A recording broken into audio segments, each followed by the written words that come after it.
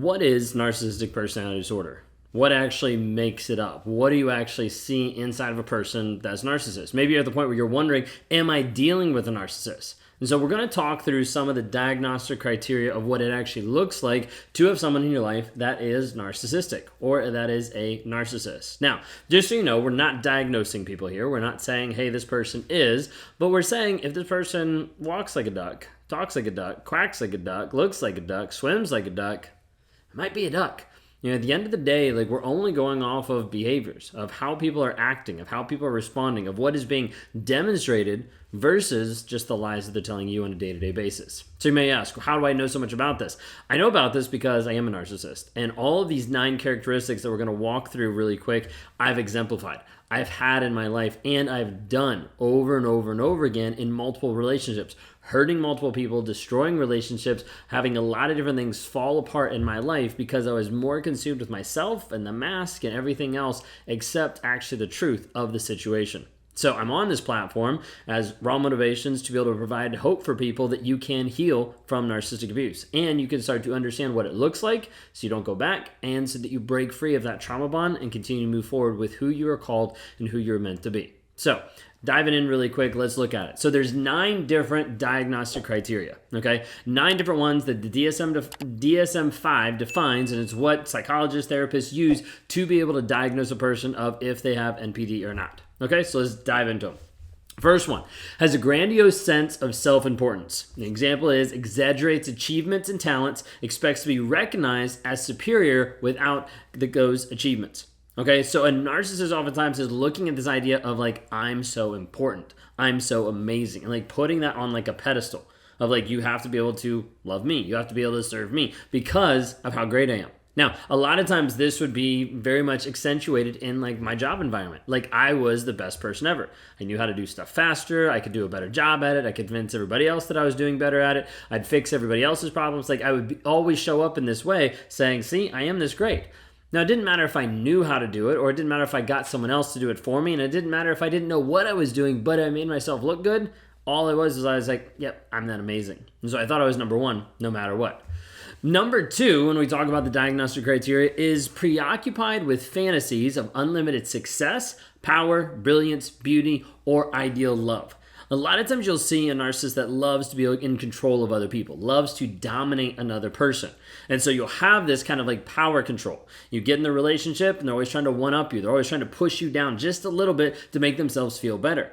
For me, a big aspect was this piece of looking for ideal love. Like I'm looking for the one person that's going to get me, the one person that's going to be the right person, the one person that I'm going to be able to connect with, be able to open up to, all these different things, because I was trying to fit my version of love around this certain image. Like this is what I want. This is who's going to get me. My wife isn't going to get me, so I'm going to go to someone else. Like she doesn't understand, she doesn't care, I'm the victim, so I go to someone else. Always kind of going through this idea of like, no, there has to be something out there. When I didn't find it, then I go to someone else. Okay, so that's how it kind of came out in my life.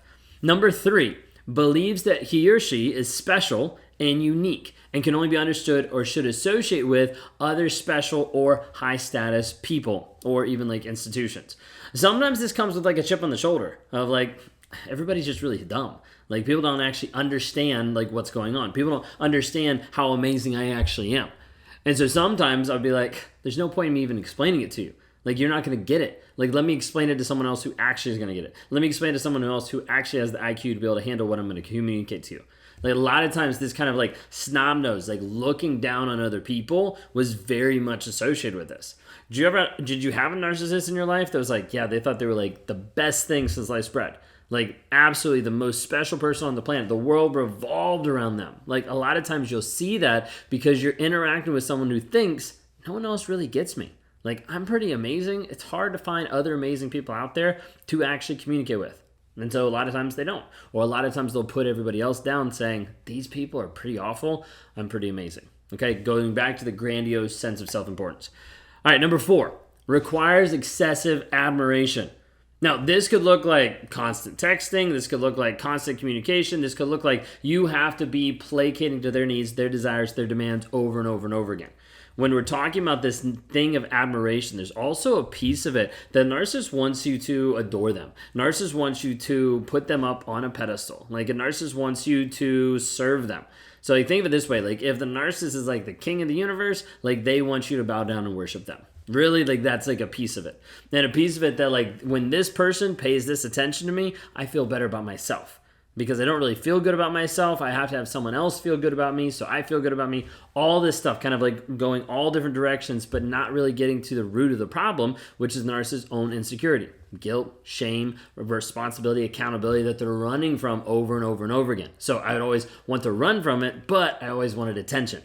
But I didn't want your pity, I just wanted attention. Okay, so there's a lot of different pieces there. You have to remember that a lot of times a narcissist will want attention, and they'll get that just by getting a reaction out of you. And so you think, well, why told him? Well, the problem is you told him and he used that. Like he's still fed off of that. Okay, but that's number 4. It requires excessive admiration. Number 5 has a sense of entitlement. And so the example is unreasonable expectations of especially favorable treatment or automatic compliance with his or her expectations. Okay, a lot of times we're talking about this aspect, some of manipulation, but some of just this idea of like, I control you. Like I'm the one in charge. Like why would I not get something from you? Okay. You're going to see this a lot of times in marriages where the man thinks, hey, because I'm married to you, that means I have control over your body. Then you have toxic Christianity that comes in and is like, oh, like the man's in charge of your body, you're in charge of his body. All this kind of like messed up stuff that makes it coercion and makes it rape in the bed because the narcissist is like, well, I just want this from you, so I'm going to get it no matter what. Okay, a lot of times a narcissist will feel like they are entitled to you. They are entitled to what they want. They are entitled to every single thing about you. They're entitled to know where you are, what you're doing, like who you're talking to, who you're texting, why it took you 5 minutes longer to be able to get home, or why you spent $3 more at the store. Every single piece of like, I'm entitled. And this unreasonable expectation piece is like, hey, you need to give me what I need to get, and you need to do it now. Quick, fast, as much as I want, whatever it might be. And this could apply to anything, okay? Oftentimes when we're talking about marriages and things like that, a lot of it's sex, okay? Like that's like, I want what I want when I want. That's that sense of entitlement. Then you got number 8, interpersonally exploitative, okay? So takes advantage of others to achieve his or her own ends. And this is the piece where you see the emotional manipulation. You see the manipulation of your perspective, gaslighting, of like your perception of what's going on in the present or in the future with love bombing, future faking, all these different things kind of take place underneath the umbrella, being like, what can I do to get from this person what I want to achieve? Like, what do I want out of this? Like, how do I feel better when I control this person? Whatever it might be. There's multiple different levels, multiple different ideas, but it's like, let me do whatever I want to do to get what I want out of this. All right, and then we have number 7, which is lacks empathy. And then it also says is unwilling to recognize or identify with the feelings and needs of others. When we're talking about this piece of empathy, you need to understand a lot of narcissists have a degree of empathy, at least cognitive empathy. They had to have that to be able to get with you. They had to have that to be able to connect with you on some level, to be able to know and understand this is what's going on, this is how I need to respond in order to get that person. There's also a piece of the empathy that a narcissist doesn't want to actually show you empathy because of what it reveals about themselves. Either weakness or that they did something wrong. Again, running away from guilt, shame, accountability, responsibility, all those things to be able to avoid that so they feel better about themselves. That's how I would show up of like, I didn't want to give you empathy because then that meant that I was the one that caused your pain. Okay? Then you have number 8, is often envious of others and believes that others are envious of him or her. Okay, so when we're talking about this, it's this concept of like, I really want what you want. Like, I really want what you have. Like, I really want to be this person. Really want this status, really want this money, really want this car, whatever it might be. Like, I'm envious of that. Like, I want that. Okay. Then there's also the other aspect. And with the other aspect, it goes more along the lines of like, not necessarily what you want, but presuming that you want what I have. Okay. So oftentimes this is with looks, with money, with women, like whatever it might be of like, yeah, look what I got. You don't have this. So like, I know you're envious of me. Okay, so for instance, like be walking down the street and you see somebody walk by and I look and I'm like, oh, yeah, they want me. Like that's how skewed up it is. When in reality, the person walking down the street doesn't give 2 craps about me, okay? But my mind is going to be like, yep, that person wants me. That person sees how awesome I am. That person, and it's like pumping up my ego just for having people walk by. Okay, this is the concept that's actually happening there when we're talking about the narcissist and how they're actually envious of other people, or they just think everybody's envious of them, pumping up the ego to any degree. Okay, then number 9, shows arrogant, haughty behaviors or attitudes. You're like, well, that was easy. Yeah, exactly. That's a really easy one to be able to see a lot of times, because you normally see it in like the arrogant asshole that only talks about himself, or you see it in different aspects of the relationship where your feelings don't matter. You're not able to engage. You're not able to communicate and talk to different levels. Okay, at the end of the day, out of these 9 characteristics, a person needs to have at least 5 to be considered to be able to be diagnosed. Okay, and oftentimes you don't see a narcissist go in to get diagnosed by this criteria because they don't want to look bad. They already think they know everything. They don't really believe in counseling or therapy or anything like that. So why would I even go to that? A lot of times you'll see different things happen like this. If you're in a relationship today and you're like, this is exactly what I'm dealing with, or I resonate so much, he has all of those, leave a comment down below. You'd be like, hey, this person has 5 out of 9. This person has 6. This person has 9 out of 9.